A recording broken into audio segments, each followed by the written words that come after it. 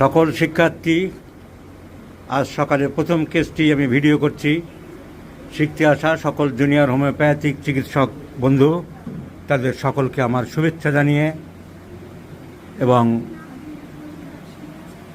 দূর দূরান্ত থেকে যেসব রোগীরা এসছে, দীর্ঘক্ষণ ধরে অপেক্ষা করতে হচ্ছে। এই কেসটির জন্য অনেকক্ষণ অপেক্ষা করতে হলো, কারণ এই কেসটিকে আমাকে ইন্টারপ্রিটেশন করতে প্রায় আধ ঘন্টার উপরে সময় নিলাম।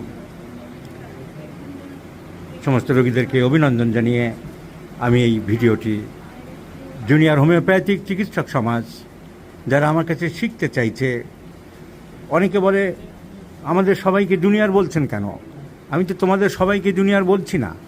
আমার কাছে যারা শিখতে আছে, নিজেদের যারা জুনিয়র মনে করে, তাদের উদ্দেশ্যে আমার বক্তব্য থাকে।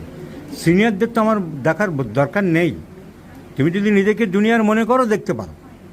আমি ছোটো ছোটো বাচ্চা ছেলেপেলে যারা পাশ করেছে, পড়াশোনা করছে, নতুন চেম্বার দিচ্ছে, যাদের ঘাটতি আছে, আমার কাছে শিখতে চাই, জানতে চাই, তাদেরকে শেখাতে চাই বলে জুনিয়র শব্দটা ব্যবহার করি। তো খুব প্যাথেটিক কেস, যে কেসটি আলোচনা করতে চাইছি, it is nothing but A cerebral stroke. It is nothing but A cerebral stroke. এই কেসটি ঔষধ আলোচনা করছি এবং আমি মনে করছি আমি একটি ওষুধ সিলেকশন করেছি, তা সর্বাঙ্গভাবে সব দিক দিয়ে সঠিক ঔষধ বলে আমি মনে করছি।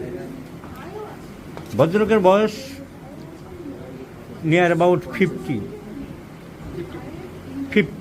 বয়স বেশি হয়নি, 50 years. The patient has brought to me, আমি মাঝে মাঝে ইংরেজি বাংলা মিশিয়ে বলছি, কারণ আলাদা করে মাঝে মাঝে ভিডিও দিচ্ছিলাম, তাতে সময় পাওয়া যায় না। অনেকে যারা বাংলা ফলো করতে পারে না, আমাকে প্রায় ইউটিউবে লেখে প্লিজ সে ইন ইংলিশ আর হিন্দি। যারা বুঝতে পেরেছে যে আমি ক্লাসিক্যাল হোমিওপ্যাথি করি এবং তাদের ইচ্ছা আছে ক্লাসিক্যাল হোমিওপ্যাথি শেখার বা বোঝার, তারা জানতে চায়, কিন্তু ভাষার ল্যাঙ্গুয়েজ প্রবলেমে যখন বুঝতে না পারে তখন খুব রাগ হয়। এটা স্বাভাবিক। আমরা যখন কোনো ভালো সিনেমা থিয়েটার দেখি, যখন ল্যাঙ্গুয়েজ প্রবলেম হয় তখন খুব রাগ হয়ে যায়, ব্যাপারটা আসলে কিছুই বুঝতে পারলাম না। সেজন্য মাঝে মাঝে আমি ইংরেজিতে লাইন কিছু বলে দেবো, যারা নন বেঙ্গলি ডাক্তাররা কেসগুলো দেখে থাকেন। So this patient has brought to me from Tripura state of India.